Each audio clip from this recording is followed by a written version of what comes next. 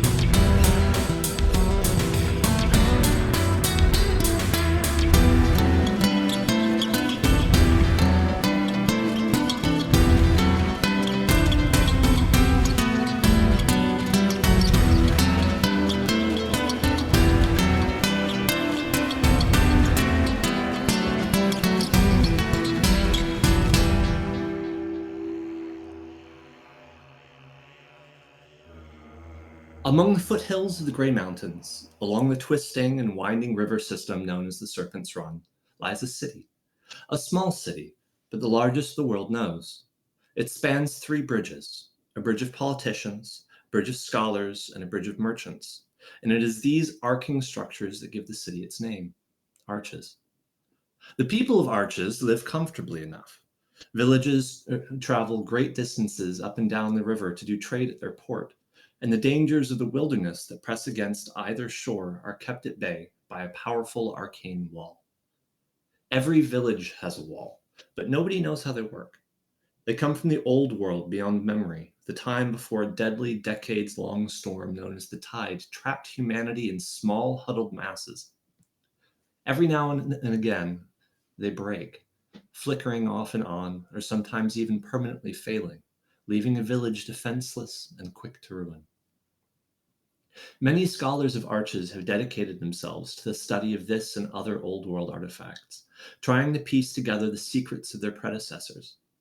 Though it's clear to all that they merely scratch the surface of secrets far beyond their ken, the fruits of their work have brought great prosperity to the city, and the various branches of Arches University that support such pursuits are highly prestigious organizations. Kestrel, Wayland. It's May 30th, 243 years after humanity's reemergence, and the stuffy office you are in has turned the beautiful early summer's day into a heavy weight of discomfort you can feel across your chest and back. Hail Thrupp, the grand patriarch of the Thrupp Institute of Archaeotechnology, sits across from you, behind his desk. He's an older man, maybe in his late 60s to early 70s, but he holds his age well. He's dressed in a simple, blue, elegant, pale silk jacket, probably imported from the South, you note, over a white linen shirt and trousers. He sits with a stiff, formal posture adopted from his years running the Institute before briefly letting his shoulders go slack as he releases a long, drawn-out sigh.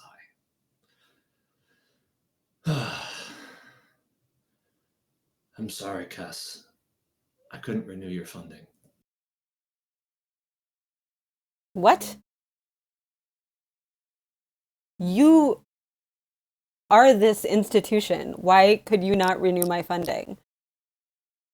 It's not just up to me. We have we have chairs on the institute's board. I have to convince others when we spend this much money regularly. Chairs, administrators, you know that all of this is imaginary. You know that you could just, as you have been doing, just give me my funding and I will leave and I will get out of your hair and I will not tell anybody about the time with the ginger snaps.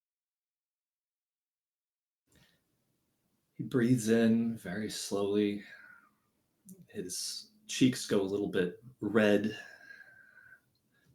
Just kind of breathes out. Would you care to describe your character? My character, mostly known as Kestrel, goes by Kest, is about 70 years old. She has a body sort of like a trunk, and kind of wild gray hair that is braided back in an attempt to control it. She holds a quarterstaff that has feathers sort of woven around it in leather strips. And these blue eyes that often look a bit cloudy or unfocused, but at the moment look anything but either of those things. And you can see at the moment it's on her forearm, but there's a line drawing of something or other that every time you're not looking at it, that is tattooed onto her forearm, that every time you're not looking at it seems to shift slightly somewhere else on her body, as if out of the corner of your eye.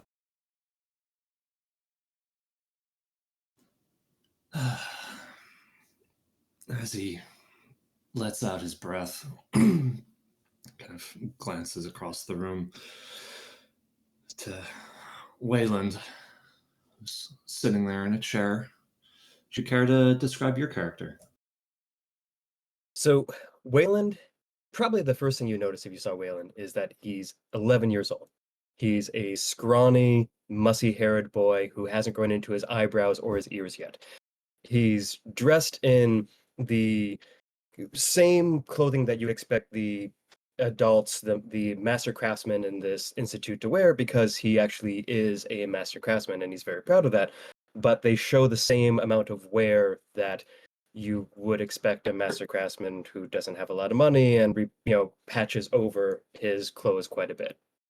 And he is sitting in this chair, dangling his feet, wishing that his toes touched the ground, and really, really curious what happened with the ginger snaps.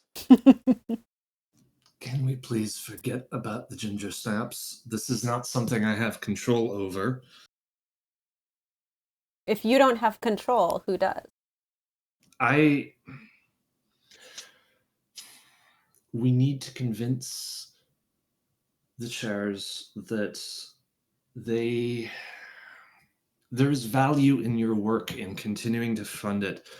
But in the meantime, I think I have found a temporary solution. All right. Tell me more. I can't give you money for your work, but I can give you money for something else. Hale. What kind of other thing?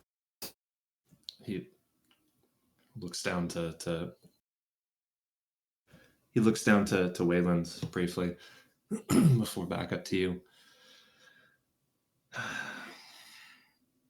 I need you to look for my son. Yeah. No one else is willing to look. Wayland's father disappeared about a year ago. I went hunting after resources, trying to find... I don't know. But no one's heard from him. No one is looking for him.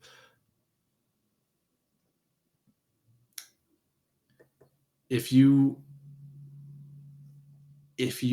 put together an honest to goodness attempt I will throw as much money at it as I can, regardless of whether you use all of that money in the attempt. I always did like that kid. Ergo, funding. Hill, you should have led with that. You know that any kid's life is worth more than... I mean, come on. I'm not going to say no to that, and if you're paying me, even better. You've been at the school too long. Kind of glances down a little sheepishly, looking at his very neatly laid out desk. You need a little mess in your life. Anyway. Wayland, I'm going to have to ask you not to follow this time. You do have to ask me that. Is that where it's going to end? Yes. This is where it's going to end. You are not going after your father. Kess is. However, you are to continue aiding Kess as you desire, as she makes her way through the city, collecting whatever it is she needs. Gladly. But you are not to leave the wall. Wouldn't cross my mind. He tries to hide a smile. Looks back up to you, Kess. I believe we have an agreement then. Absolutely. Now, I'm gonna need some money up front to hire some people. He kind of looks around at his desk, pulling open a few drawers, closing them, kind of with a bit of a stiff groan, stands up, walks across the room to a cabinet, opens it up, kind of turns a little latch, and a hidden compartment pulls out from behind the glass, and can hear a bit of a clinking. He kind of pulls out a little bag, sets it down. This is 50 gold. This shouldn't be enough. But try to make it enough, and we'll see what we can offer on top of it. Cass sort of looks at Wayland. Be like, I mean, she's been out of the city for 5 years. She doesn't know anything about inflation. Wayland's 11. How much does he know about inflation? Yeah. Well, over the last year, eggs have risen in price to about 12 gold per egg. What do you think, kid? See, Wayland is thinking this is the best offer he's ever seen from his grandfather, so he is absolutely going to take it. But I think we can manage. We can make do. All right, not, the kid says we'll be back. The kid says we can manage, we can manage. We'll be back if we're back. All right. Is there anything else you need? Is there anything that you know that Wayland doesn't about his departure? But Wayland doesn't. Because otherwise I'll ask the kid. Knowing Wayland, he's figured it out as much as anyone, but assuming most of that is information he's not supposed to know, Bazel left a little over a year ago. He was frustrated. His brothers had been overtaking him in output, and he was falling behind. not so much the family favor as the family relevance, let's say. Was saying something as he left about finding a source, or he was looking for something that would give him an edge over his brothers, an edge that he felt was deserved. Didn't hear much from him after that. He sent a few letters, but they were vague and cryptic.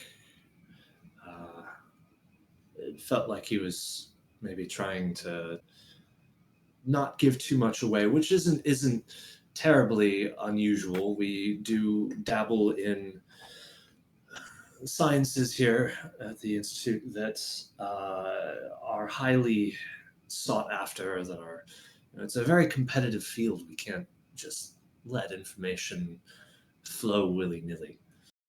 All right. Well, Hale, been a pleasure. Wish I could say the same. Ah, you like it. Come on, Wayland. All right. Wayland gets up and looks at his grandfather, and this is definitely the nicest his grandfather's been to him in a very long time, so he's kind of excited but suspicious. So all he does is just a little curt little grandfather and leaves before like the shoe can drop. As you walk out the door closes behind you. You do hear a quick, hurried, "By the way, Wayland, I swear to God, if I catch you outside of the wall," and the door closes. Yeah. I just kind of shrug. He's not going to catch me outside of the wall. We're fine. As soon as we get outside and the door closes behind us, I look over at Cass like, "So you know I'm going with you, right? There's absolutely no way around this." Oh, yeah, I assumed. Okay, cool. Should we get Mr. Pushka now, or should we wait? I think let's pick him up. And I think then, after we get Mr. Pushka, we're going to need to go hire some people. Sounds like a plan. All right. From there, we're going to cut to a completely different scene. Rather than the not ornate, but clean and well-kept rooms of the Institute, we are going to go to a little place called the Driftwood Inn. Now, the Driftwood Inn is... it sits on the shores by Arches, somewhere between University Arch and Bridgetown. It's in a rare square that is lined with trees that are fed from the water. It's not right up against the river, but it is, within a short walking distance. The Driftwood Inn, it is built predominantly from wood salvaged from the river, hence its name. It has kind of a rustic, charming appearance. And inside, it's very cozy and inviting, warm lighting and a crackling fireplace, but it is nonetheless a little worn in. There's dirt all along the floor and between all the floorboards, stains from spilled ale. There are wonderful smells of venison and trout coming from the kitchens, and in general it's a quiet inn. There are booths all along the far wall. Darrick, you stand in the door. You have followed a trail to meet someone in one of these booths. Don't really know what they look like. You're just kind of standing in the door, awkwardly staring around. The man bumps into you as he kind of drunkenly shoves his way out the door. making his way into the night. It is night now. The cool May evening is at your back, and behind you is the cloaked form of another man, your friend, Alonsi. Care to describe your character? Darrick is about 5'6", perpetually mussy hair, and a sort of bemused look on his face at pretty much all times, like he's always lost in thought. He's wearing scholar's robes with an array of pouches strapped around his waist, and fixed in his left hand, as always, is a well cared for but extremely worn leather-bound book.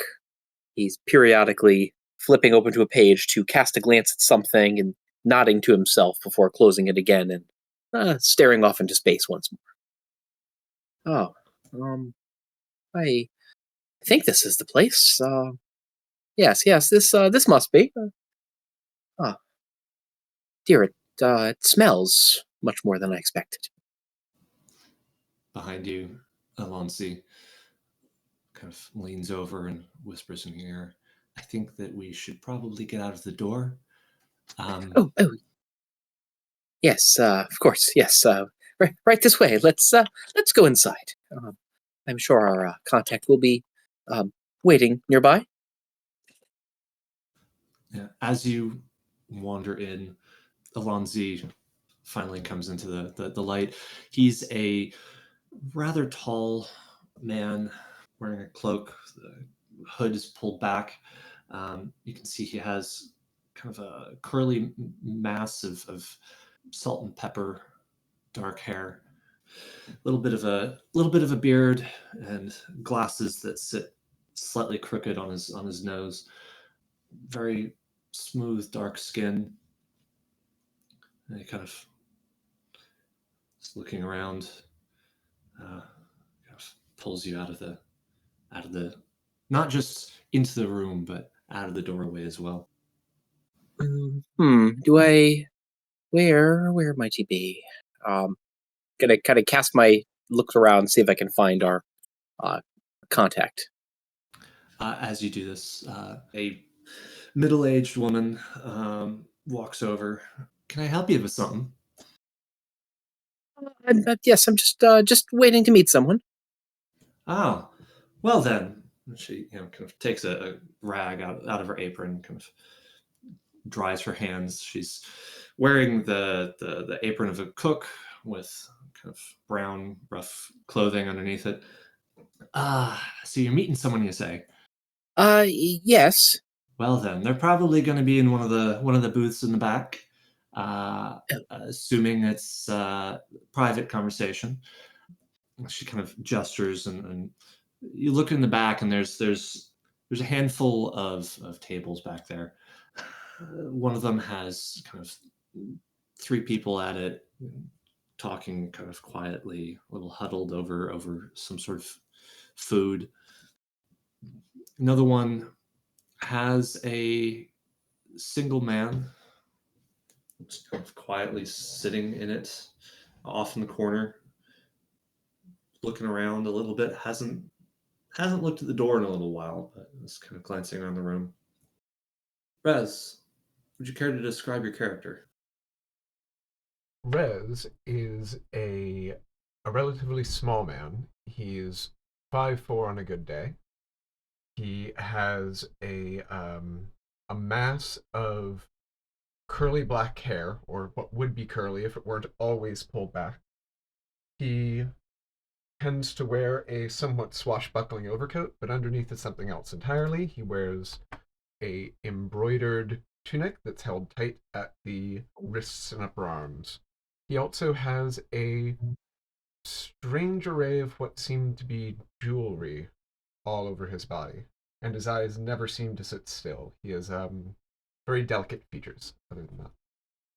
Would I immediately recognize who I'm looking for here? Like, Rez, would you give me a description? I think that what you would know is that you were to meet a single person here. You likely would have only gotten a very vague description, nothing too detailed. There are a number of other folks seated around the tavern. There's a couple of people playing cards on one of the big tables. There's someone fully engorging themselves on soup at the end, kind of in the middle of the room, but off on their own. There's already an empty bowl next to them, and there's in addition to the woman who greeted you at the door, there is another proprietor, a man who is currently uh, tending the bar. He's tall, broad-shouldered, thick beard. Looks like big, tough, calloused hands. I imagine Rose would have looked over at the door at some point, knowing that he's waiting for somebody. And I also imagine that Darrick looks a little bit out of place in this place. Oh, very much so. I stand up and walk up to him as bold as anything, and I say, "Friend, it's been too long. Come have a seat. I know it's not our usual place, but please, the ale is wonderful." Arm around him, I say into his ear, "You look awfully out of place here, but just play it off. We're old friends." Oh, yes, good to see you, friend. I almost didn't recognize you in the gloom. Didn't recognize me. I've known you for years. Come, sit down. Yes, of course, yes. Alonzi following behind. You Oh. you know this person? Of course. What he said, yes, this is Oh. my friend. We're both scholars, are we not? Of course we know each other. I see. All right then. And this is my my new colleague that Alonzi. I told you about. Yes. He puts out a hand, which kind of comes out from a heavy cloak that is kind of covering most of his features. I shake it without reservation. Alonzi, what are you drinking tonight? Oh, I think tonight I need to stay sober. Water it is, then. Sure. Water sounds great. Meet me over at my table. At the table. Kind of takes Darrick and starts guiding you towards the table. All right, I come back with an ale for myself and water for the others. As you all sit down, Darrick, there's one thing that you notice, which is that there is at the big table and the nearest large table towards the center of the room, kind of the closest end of it, there's another man, a northerner. You can tell from his pale complexion, sitting there with food in front of him, but kind of not really focused on the food, kind of paying attention to you, but also kind of not. Would you like to introduce yourself? I am quite tall. I have furs for my clothing, specifically a wolf cape with the wolf's head still attached, and it drapes over my shoulder. And I have at my side great axe, and then strapped to my back a great sword. My hair it's quite long, and you're not sure if it's like gray or ashy or just like really light blonde. And I have it pulled back, quite similar to I guess how my hair is now. But you see, some beads, maybe even braids in my hair with it being pulled back. And yeah. So I think that's what my character looks like. And what are you up to? I'm sitting at the table, kind of, as you said, just kind of like passively just being aware of the world around me and these folks who've now kind of entered my awareness. Would I notice that we had an eavesdropper? Give me a perception check. So the answer is probably no, but I'll humor you. Not Darrick's strongest skill. Let's see. I rolled a 3, so that's a 2. Yeah, you definitely don't notice him. Yep, didn't think so. I'll look around like, what's that? Oh, they have tea. Yes. Davi slowly takes a bite of what is clearly fermented ram's testicles. You say clearly. I don't think anything's clear right now. As you kind of sit down and start exclaiming about the tea, the man behind the counter, the barkeep, walks over, pulls out a little notebook. All right. Before you all get into it, is there anything I can get for you? My name's Eric. Welcome to the Driftwood Inn. We have a wonderful menu tonight. If you would like food, we have, of course, a wonderful selection of ale and alcohol of your choice, both local and imported, if that is your fancy. Is there anything I can get you? A short beer and a short whiskey. I'll have a hot tea, please. All right. Together or separate? Together. I'm paying. Oh, Okay. Thank you, sir. Oh, what kind of tea? Just a hot black tea. Okay. Hot black tea. Great. That'll be 2 gold. Pulls it out, pays it immediately. Excellent. I'll be right back. And he disappears. Well, thank you, sir. Yeah, of course. Now, I have heard that you've been asking questions. Yes, it's kind of what I do. As a scholar, I tend to ask a lot of questions. Questions about what's been happening at the school lately. I'm curious what you know. Oh, yes. Well, I recently back in town, so I don't know that much about what's recently transpiring. But I did recently hear about a fire in the Artificers College. It struck my interest, and was curious to see if I could find out more. I think you certainly can, but I think you want to be careful. The fire, from what I've heard, may have been more than a fire, and asking questions about it too openly could get a body hurt. Oh dear, yes. As much as I feared. Tell me, why did you request this meeting? Is this a request for information or a threat? Certainly not a threat, Okay. but through your open curiosity, it is possible that you would stir up a threat to me. I know a little bit about what happened that night. I know enough to be careful. If you have any information that you have uncovered so far, it would be of value to me, and I would be willing to link you in with what I know if I think you are safe. I see. By the by, who's your friend? Oh, this is Alonzi. And how are you two acquainted? We met in our travels south of here. And Alonsi, have you also been asking questions about the fire? Oh,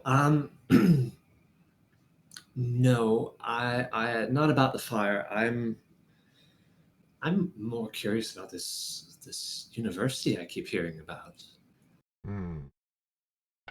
Alonzi here is from far away.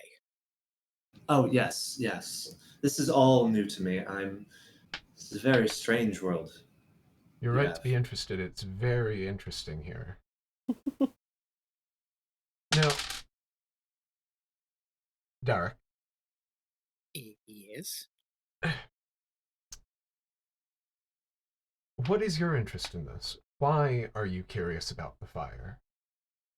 Well, I was working at an outpost of the college in a city south of here, and I may have uncovered some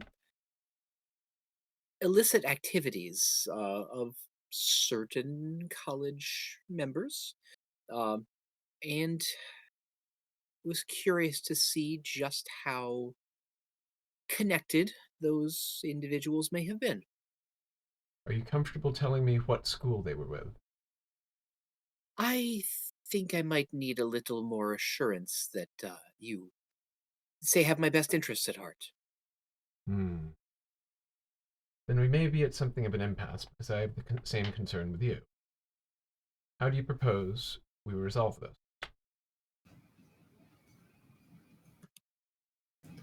Well, I propose that you, as the one who initiated the meeting, take the first step in assuring me you mean me no harm.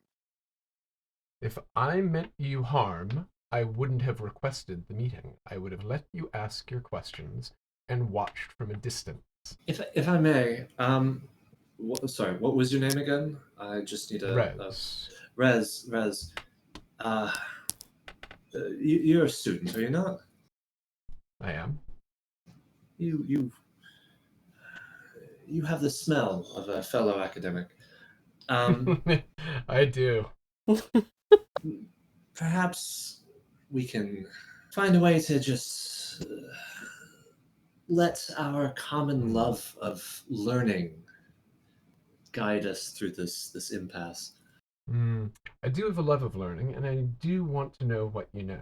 I suppose I will ask this instead. What is keeping you safe? If you found out that you were asking questions about somebody powerful, what would be keeping you from being hurt? Who is protecting you? Alonzi just looks directly at Darrick. I have certain connections in and around the college. What's my And sense? Is he telling me the truth? Give me an insight check. And Darrick, roll either persuasion or deception. Your choice. Don't tell us which. I got a 22. I got a nat 20, 23 total. Good way to start the game. First roll of the campaign, nat 20. What's up? Well, Darrick, would you care to elaborate on whether or not you're full of it? No, I think Darrick. I definitely feel still strongly connected to the college, and I think there's people in the college who would look out for me. And Okay. I have also colleagues who are tangentially associated with the college, and we've gone our separate ways temporarily. But if I was in need of help, I'm sure they would have my back. Great. All right. I lean in, a little bit excited, a little bit energized, and a little bit impatient looking. I cast an eye around the inn, and I say, "It's the artificers. People really high up. I'm talking dean. I'm talking chair." Oh, Isn't that your school? yes, Alonzi. Yes, that is my school. And you didn't hear about this? As I said, I've been out of town. I was posted at an outpost south of here for quite some time. Um, but I did. When you say teens involved, I had an incident. An incident. Yes, and that is why we. Well, I'm back in Arches with my friend Alonzi here. Uh, we uncovered something of a plot. I lean forward eagerly, a look of hunger in my eyes. At this point, the doors bang open. Wind kind of knocks them out of the hands of the strangely small child child that has opened them. He's an appropriately small child. It's still strange to see someone this small in a tavern. That is fair.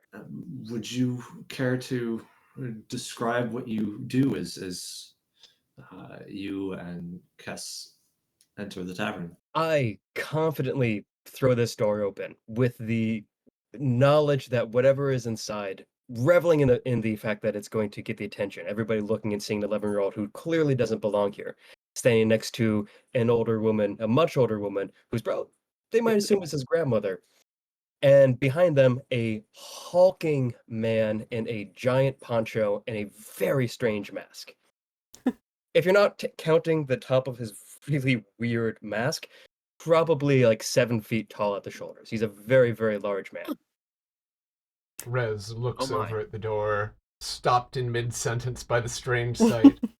What in the wilds? And Kess looks at Wayland and says, "Here you go, kid. You want to find good help you can trust? Nothing better than a hive of scum and villainy." As I walk in and go, so now that I'm thinking about it, Grandpa only gave us 50 gold. And 50 gold gets you like a cup of tea and like a couple glasses of water. I think it kind of stiffed us. This might be a little trickier than I thought. As you say this, the the woman who had previously come over to Darrick wanders over to you, kind of again brushing whatever off of her apron. Welcome to the Driftwood. My name is Erica. Is there anything I can do for you? Anything I can get for you? Seat you, perhaps? Yes. Yeah, a seat, a table. Fine. Table. That would be great. Yeah. All right, we can find a nice child-friendly table. Actually- maybe off in the. No one here is friendly. Or children.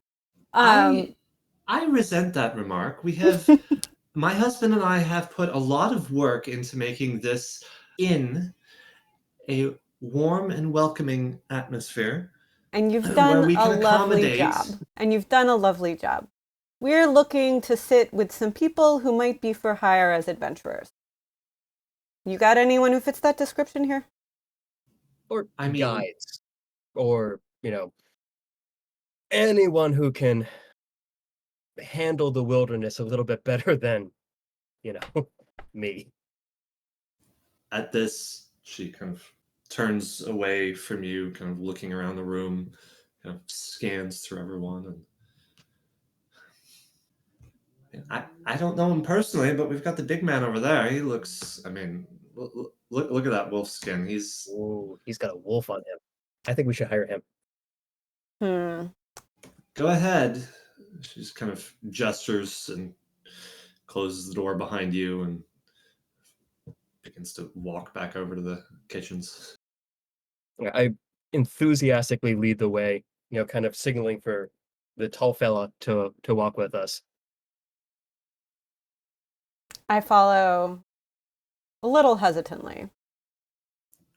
And this strange man in an overcoat just kind of silently, but also almost stutteringly, kind of in a weird, awkward motion, kind of shambles over, following behind Wayland. Yeah, the more that you look at him, you notice that like his shoulders aren't quite even. Like there's a reason why he wears a poncho. No, he's not a talker, so you're not going to get it out of him. Only did his, lifted weights with one arm. Yes, exactly. It was, like the Stallone movie Over the Top. He was a, competitive arm wrestler. So there's one jacked arm and the other one's a wimpy little one. So yeah, I head right over to the table. Having this big fella with me gives Wayland a lot more confidence than he would normally have in a place like this, and he's riding high off of it and just walks over, grabs a chair, and is about to pull it out, and then thinks better and goes, "May I?" Yes. Pulls out the chair, hops on down. So, I don't know how to do this. what do you want? You look like you're not from around here. You have a keen eye. You look like you're pretty good at being beyond the wall and not dying. Again? I've never been beyond the wall, and I very much would like to not die. And the three of us have to go beyond the wall. And I think collectively the three of us also would like to not die. Are you the sort of person who hires out their services to help other people from not dying when they go outside the wall? It would be an honor to protect you from the wilds, but the wilds is not a place for children. Oh, I'm not really a kid. I'm 11. At this point, Cass sits down and says, Wayland noticed a sort of shift in her demeanor. Like she becomes a little more vague, a little more, like, woo, a little less sharp. Says, oh, you know this one. You know the 11-year-olds. They think they're not children. And a lot of the time we give them the responsibilities of an adult, so who are we to say? But you're a nice, strapping young man. Where are you from? I'm from well north of here. Ah, great folk. I know your kind. We've had some exchanges. On pretty good terms. You a hunter? No, I'm a protector. That's good to hear. I protected those who travel from village to village between Grey Folk villages. But those days are behind me. Protecting Grey Folk, that is. Ah, But I can still fight. good to hear. The hunters, they tend to destroy more than they protect. Try not to throw in my lot with them. Survival sometimes requires destruction. At this point, Rez, you notice that David's become a little bit distracted. I'm distracted by his distractions, stopped in the middle of whatever I was saying to Darrick. A little bit worried, a little bit dismayed. Rez, you were saying? Rez? Sorry, the person who's supposed to have my back seems to have entered into negotiations with strangers. What person? But you don't seem to be fully prepared to stab me, so I will give it a pass for now. What is your interest in this information? Are you idly curious, or is this actionable for you? Because what I'm worried about now is my own safety. I don't know how much danger I'm in. I see. Well, my interest is twofold, I would say. On one hand, call it professional curiosity, but also I have a vested interest. I may have fallen on the wrong side of some members of the college who might be up to no good, and I'm not sure how well that news might have traveled here. It's possible I'm in the clear. It's possible that I am very much not. As I was saying, I um, got into some trouble south of here with uh, a dean. Which one? Darrick definitely hesitates before speaking, and then Augustus. Not ringing a bell. No, I suppose it wouldn't. We found a note on him that it sounds like he was not in the good graces of the college. So this dean was operating outside of Arches, down south. Yes, he'd been reassigned to Kelfall, and it sounds like he was trying to work his way back into the good graces. Um, but that probably won't happen now because we killed him and he was eaten by a river spirit. Oh, I sorry. When I get nervous, I say too much. Would we have heard that? Like, absolutely. Okay. There are a few things that Darrick is good at, and discretion really isn't one of them. But he tries so hard. Is Dean August the kind of person that people around Arches would have known? It's a good question. Give me either a history or an arcana check. Your choice. Ooh, I didn't pick either of those. This should be interesting. +3. Which one are you doing? History. I got a 6. Yeah. So my 3 + 3. So you're August is a thinking. month. Yeah, you're thinking through, and you do know. You know, August is a month. You know, it's a name as well. It's a month. It's a name. You're sure you've heard the name Augustus somewhere, but you don't know who and whether that's would even be the same Augustus. Still, the killed by river. Well, it was a river eels. River Spirit. Tess definitely noticed. was intriguing, and I can't imagine the chair that I'm sitting in like slides gracefully, but I definitely like lean back in my chair conspicuously to try to like hear what's coming next. It's not subtle. Give me a dexterity check. Let's see if you can maintain. Actually, sorry, acrobatics. Oh, acrobatics. That's gonna be a +1. As this is happening, Skithman, shut up! 14. Yeah. So you lean back, and the chair creaks, and you have a moment of panic as you feel like maybe you've gone too far, and you slam back forward. You didn't Like fall, but every kid in a class I've taught. Yes. at least you didn't fall. Yes. No. But yeah, at that the tall man in the heavy cloak, kind of who's sitting with him, turns and looks at you. I'm good. I'm good. Oh. Don't worry. I'm just being subtle, I guess. And I'm assuming that kind of like got their attention at the other table. You know, the 11-year-old trying to be inconspicuous and then slamming back on the ground. Up to them. My attention is going to be pretty focused on this revelation at the moment. I'm probably going to say I'm just going to think you're a kid being a little bit goofy.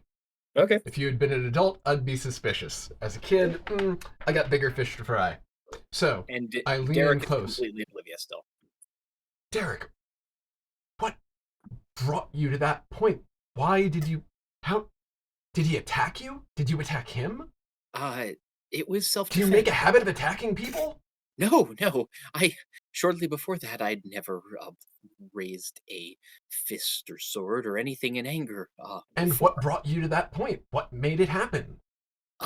We were trying to gather some information. I was working with a few who thought that this particular dean may have kidnapped a child. And we found out that yes, in fact, he had, and we rescued said child. Her mother was the river spirit. That's a long story, I suppose. And the dean wanted her back, and attacked us with a couple of mercenaries. I missed a lot of what happened since. I was busy bleeding to death. But I pulled through, thankfully. And the dean did not. Do you have any evidence that he was tied in with people in the Artificers College here in Arches? Yes. I do have some. Would you be willing to share that with me? And I'll hesitantly reach into my waistband and open a pouch, and actually it kind of opens up in like a expanding accordion file folder, and I'll leaf through some documents in there. Here we are. Yes, and I'll pull out the letter that we found on Augustus. The letter is, it's definitely worn. It has some water staining pretty heavily, especially towards the bottom. And it has on it what has resisted water staining, a wax seal towards the bottom. What does it say? Anything I recognize? Give me a... I guess you give me a history check.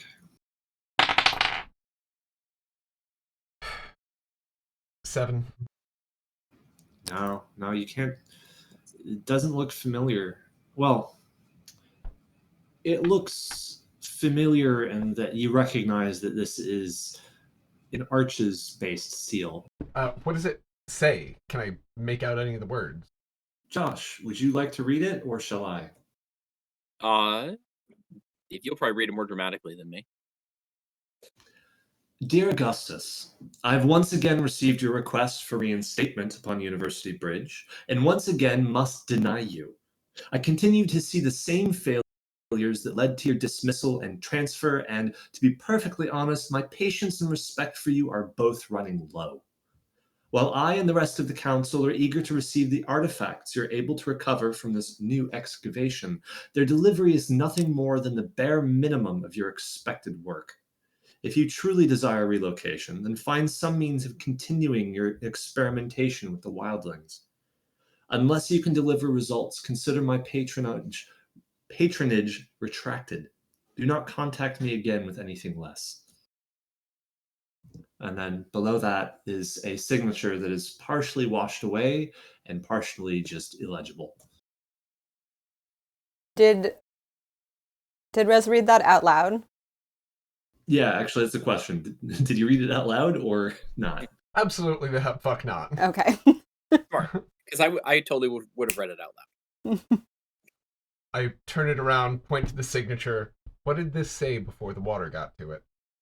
Unfortunately, I didn't get an opportunity to see that. I am thoroughly intrigued by this conversation. I've completely forgotten what's happening at our table, and I'm just like leaning over to get as good a look at this. When they said river spirits and Dean got eaten, like that was like there's finding my dad. That's important. But a Dean who got eaten? Yeah, I mean, that's kind of cool. Honestly, Darrick, does this seal mean anything to either of you? I can't make heads or tails of it. How can we figure this out? That's part of what I'm trying to discover. When I started asking around about strange goings on in Arches in the Artificers College, that's when I heard about the fire. Does the name Schmidt mean anything to either of you? I say that last bit low. Dean Schmidt. So Alonzi just kind of gives you a very confused look. I don't know anyone at this. I'm new in town. Meanwhile, you know that name. You absolutely know that name. Dean Schmidt was is the head of the Artificers College. Yes, of course I know Dean Schmidt. He runs this esteemed operation. Does he still? Have you heard anything about him lately? That's a good question. Would I have heard anything lately, having been out of town until recently? And asking around about the fire. Having arrived in Arches, actually, you know what? Give me a, let's say, investigation check. This is to see how much you've been able to figure out already before you picked up this conversation. That is a 14. So with the 14, you've, as you've kind of tapped into some of the rumor mills running around the university, what you know is that there was a fire in a lab in the middle of the night when there's supposed to be nobody there. Yet, strangely enough, not only was there somehow actions enough for a fire to start, but there were people nearby enough to shut it down before it got to be too terrible. The lab itself, is now under heavy repair. No one's allowed in. Lots of rumors going around the school. Everything from, that it was some secret midnight tryst between professors to that it was a cover up of some terrible, terrible experiment gone awry to all kinds of stuff. Notably, with a 14, you haven't heard anything about the dean, about Dean Schmidt, Dean Johann Schmidt, I should mention very specifically. What you do know, coming from the university, is that there are two Dean Schmidts, one of them being the head of the medicine department. Siblings. You haven't heard anything about Johann Schmidt, though. Which in and of itself is kind of a little weird that the head of the school hasn't publicly come out and addressed this recent disaster. So how do you respond? Yes, of course I know Dean Schmidt, but I haven't heard anything about his recent activities. I haven't heard anything about what he's been up to since I left Arches, which was quite a while ago now. What he's been up to is putting people in danger, getting people killed late at night. I was there. I saw it happen. And I'm not the only one. What I'm looking for is protection from this man. And, if I can get it, a modicum of justice, or at least retribution. So you're saying that the dean of our entire college tried to kill you and is up to no good. Which, by the way, Darrick just said loud enough for Okay. all of you to hear. All right. At this point, I am just like backing myself up from the chair, just conspicuously walk over the table. Like, are you guys talking about the ghost? Are you guys actually talking about the dean who got killed and has been haunting the university for like I don't know, past few weeks or something like that? Is that what you guys are talking about? And like I kind of just reach over and just inviting myself into conversation, looking at what's on the table.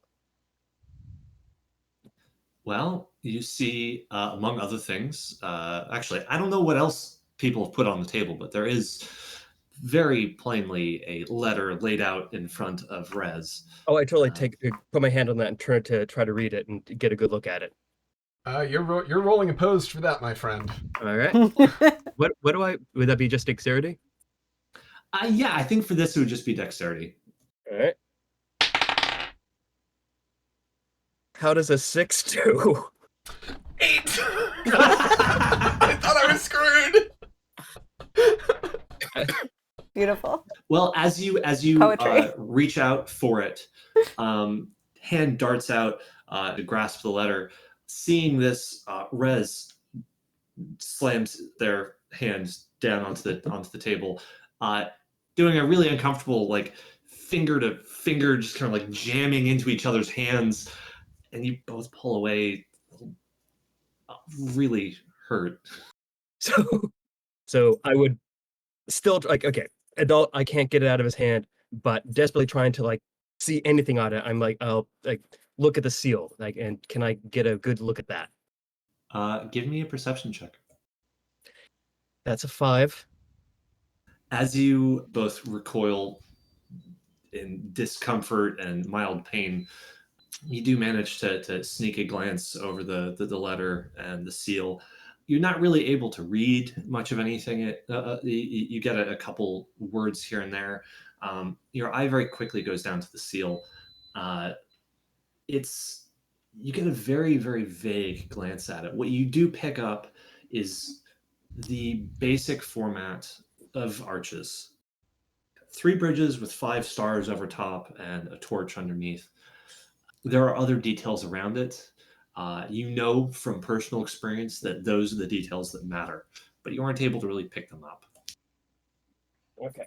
So since I was conspicuously eavesdropping and not listening to my dog jump down right next to me and grab his rawhide, safe rawhide, not the real ones that actually are bad for dogs, I promise for our listeners. I got enough of a gist of their conversation, and I really want a closer look at that thing. So, desperately searching for something that I can do to get a look at it, I look over at Rez and just go, "You're a student, aren't you?" I was until recently. Oh. Not so sure anymore. Who the hell are you?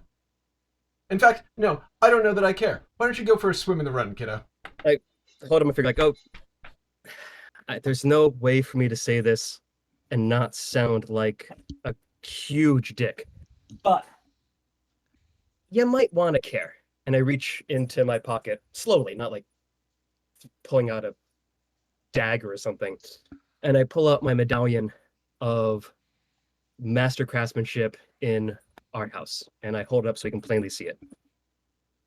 This, by the way, this is an indication of somebody who is affiliated with the university, but not a student. Someone who has fully mastered, or at least come to a level of mastery over their craft where they are considered independent, fully realized in their field.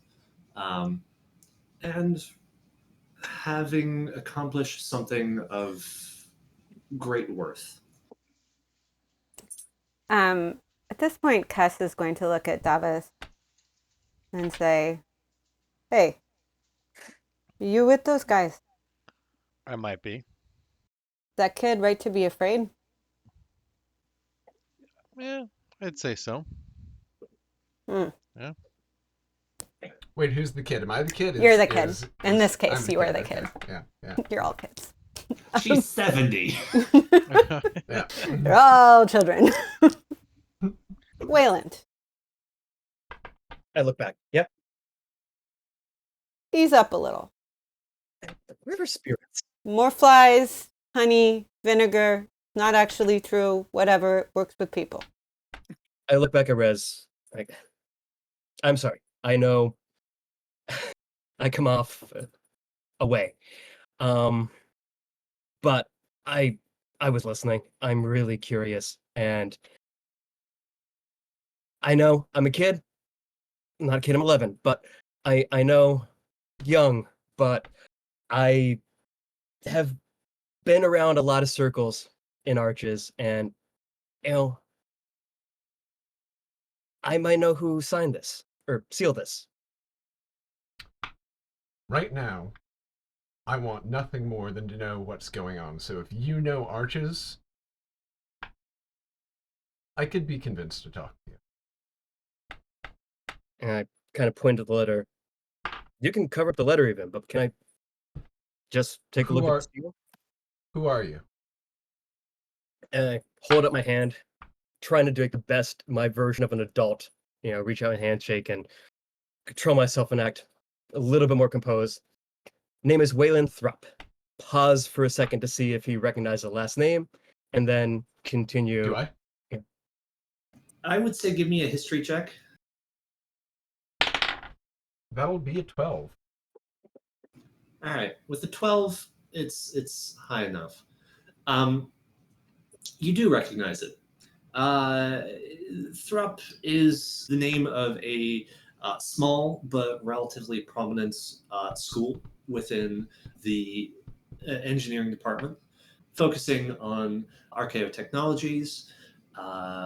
They're focused a little bit less on theory of artificership and a little bit more on application of what has been learned, what can be gathered, what can be applied. Like the school? I represent the interests of the Thrupp Institute for archaeotechnology. I look around. How many more people are within earshot of me? Let me put it this way: you can speak discreetly if you wish, such that none other than the five of you can really hear. All right, great. I slide the paper over to him. How much should you hear? I mean, as soon as your friend said something about killing a dude and river spirits, I was kind of hooked. You weren't supposed to hear that. Oh. And I have to say, very commendable of you to feed the guy to the river spirit. I look at Cass like, the river spirits are real? I Really? really admire it. Oh, okay. Well, there's at least one. Huh. I always thought those were fake, like the ghost, but all right. See, and that's where I get interested in this. You never mentioned a ghost, Wayland. It's a ghost story. It's some guy dies in a fire. It's all mysterious, and there's ghost stories. I didn't think it's real. Well, that's because they normally aren't real. They're really just imaginations that run a little wild with noises in the dark and such. River spirits are, I would say they're the same thing, but it seems in this case there's a little bit more to it. I'm sure, though, that there is a proper and full explanation that they're not spirits. They're just some kind of mutation. Really, really large crocodile? What are you doing here, and why were you talking to David there? Well, David. You slid the letter forward, so before we go any further, I want to take a look-see at this letter. Because it's right there, and it's a big red seal, and I gotta know. Hand stays on the letter. It's moving towards you. I'm offering it, but I want a little more info. I do a quick look back towards Kest, just kind of like, is this the kind of thing I should be telling some stranger in a bar? And then, unless Listen, this guy, I don't know about this guy, this kid, but this other kid, he was out in the wild. He did the right thing. I think you can trust him. He might tell your secrets to everybody, but All right. And I look back and go, well, this kind of sounds kind of silly, but we're going to go on an adventure. And then I realize how childlike that sounds, and kind of like, my dad went missing about a year ago, and we are finally giving up hope that he's going to make it back on his own. And the Thrupp Institute is funding an expedition to find my father. And I, as you can probably guess from looking at me, probably should be going off into the wilds myself. The three of us, and I point to Cass, and I definitely point to my big friend, who, as you point to him, one arm just kind of waves very slowly. I gotta smile at him, like, thanks, buddy. Three of us need a little help. as you can tell, it's not very safe for a little old lady out there in the wild. Anything could happen. Look, it seems to me like you have connections. I don't know about this adventure that you want to go on, but before you leave town, would you be willing to give me some of what you know? I take my hand off the letter. Let's see if I know anything. I do look to Darrick like, any objections here? No? You mind if I take a look as well? At this point, everyone knows. Yes, fine. You're not quiet. All right, I'm going to just pull my chair over, and I'm just going to look at Davi and be like, you come in, you're going to pretend you're not a part of the party. I scoot over as well. It's loud. It is a loud, squeaky chair all the way over. All right. Well, have you all kind of crowd around this small table? Mr. Pushka stands just very kind of still, very silent, off by the big table where you left him. I'm gonna need a history or arcana roll from the two of you who are taking a look at this. 13. History. Oh, thank you, fucking Jeebus. All right, 21. All right. Kess, you looking at it, you notice the same similar things. This is a seal of arches. It bears all of the kind of historical symbolism of the flame that is the University of Arches, keeping aloft the flame of civilization. You have the 5 stars that are the 5 heads of the city. You have the 3 bridges, which of course represent the 3 arches, and then there's all this other detail around it, around the edges. But Wayland, you look at it and you know exactly what this is. This, first of all, you can see there is the staff and the potions that represent the medical department. And looking further into it, you can see, a few other pieces. There's a skull. There's a heart. There is a weaving pattern that goes between them. This is specifically of a school of medicine that you haven't seen in a while. It's no longer open. It closed maybe 5 years ago, maybe more. It's hard to say. You weren't really paying that close attention at the time, but you've definitely you've seen it since. In my defense, I was 6. You were a kid then. Yeah. I look over at Darrick like, when did you get? No, you didn't get this letter. You killed the guy.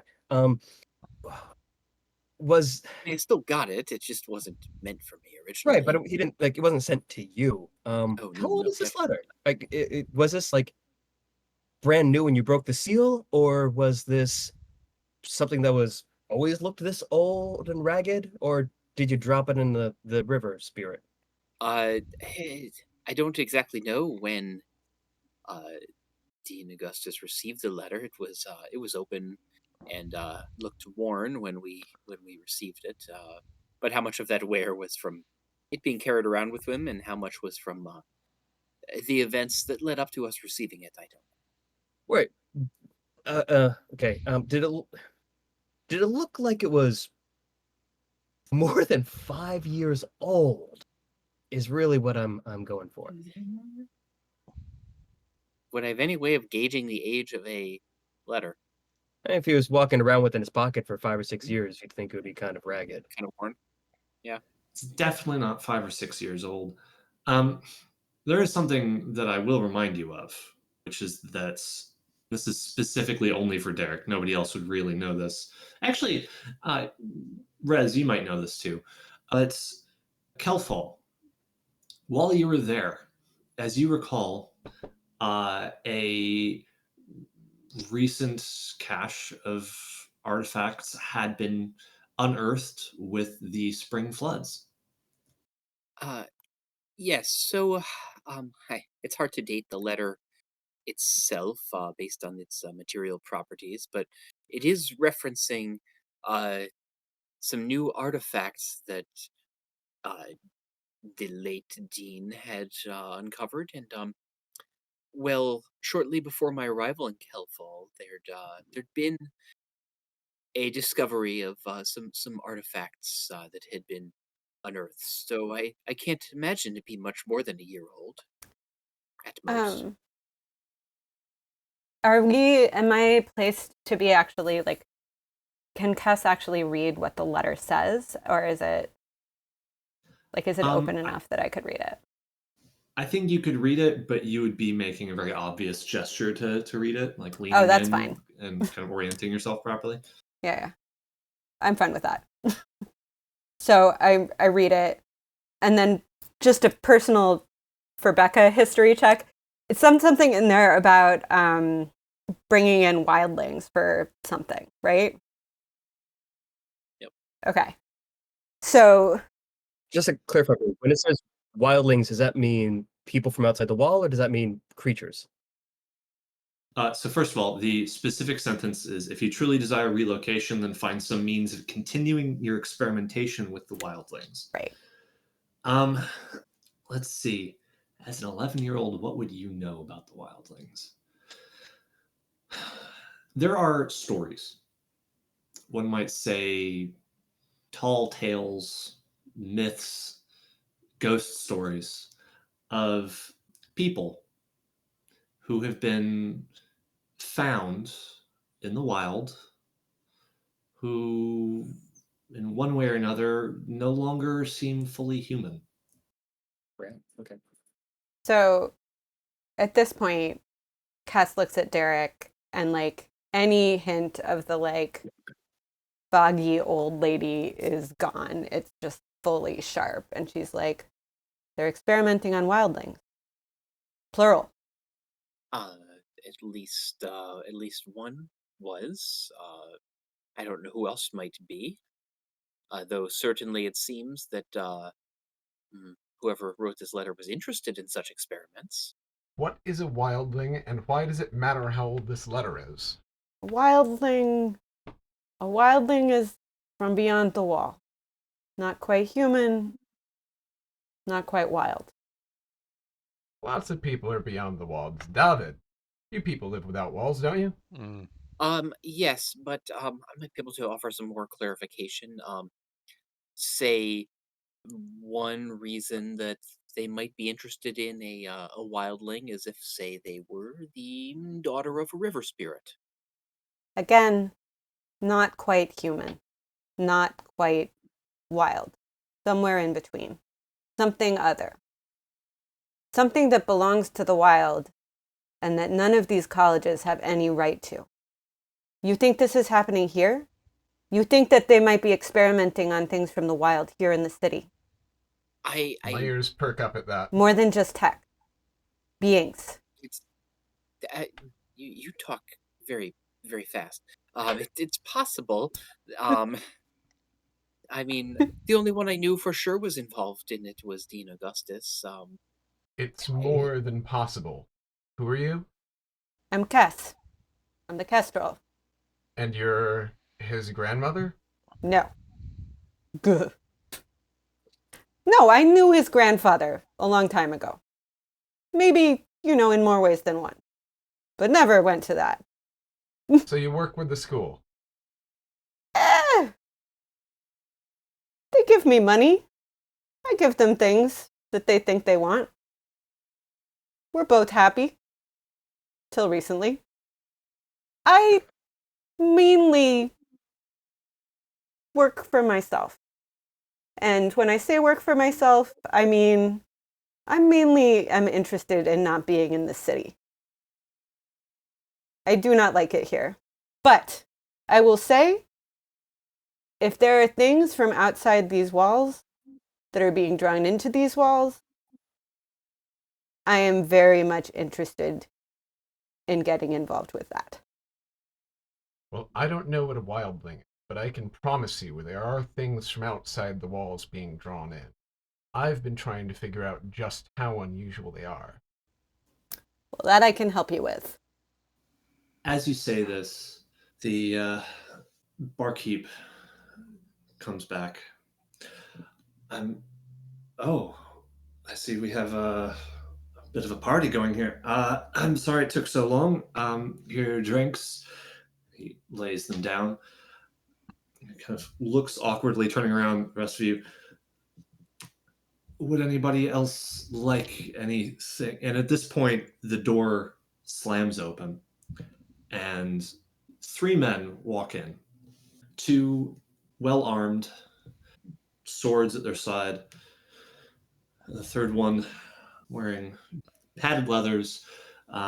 They barge in, and the man in the middle says, "All right, everybody, I'm going to have to ask you all to stay exactly where you are.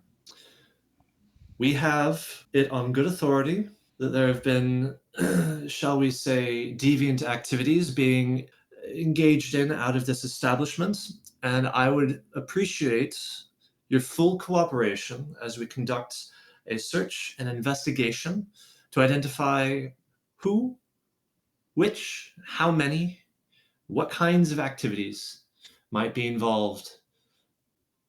This might be a long night, but I guarantee if you try to leave, it will only get worse. And that's what we're going to call it for the week. Ooh, All right. Excellent. Nice. this Thank is a you lot all. of fun already. Yeah, Hey, we have a it's, common purpose, you guys. Good Yeah. job. Hey, that worked out rather nicely.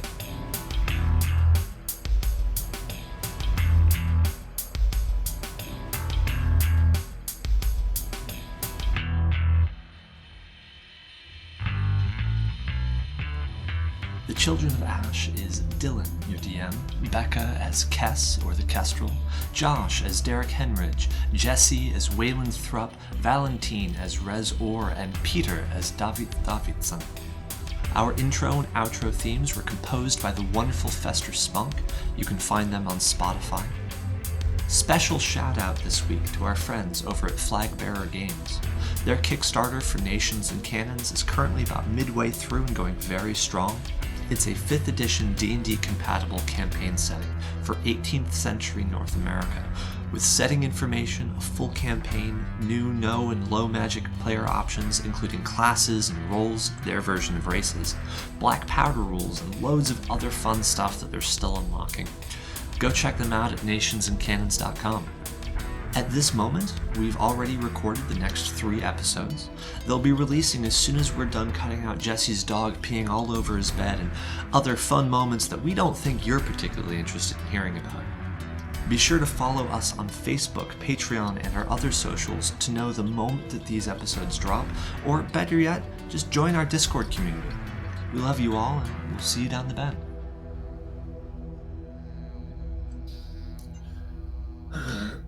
And how much do you suppose you'll need? $10 million. I don't know. What's the dollars? I don't know. An appropriate amount of the amount of money that you would want to spend for the professionals who would bring back your son. And then 20% more than that. Yeah, what he said.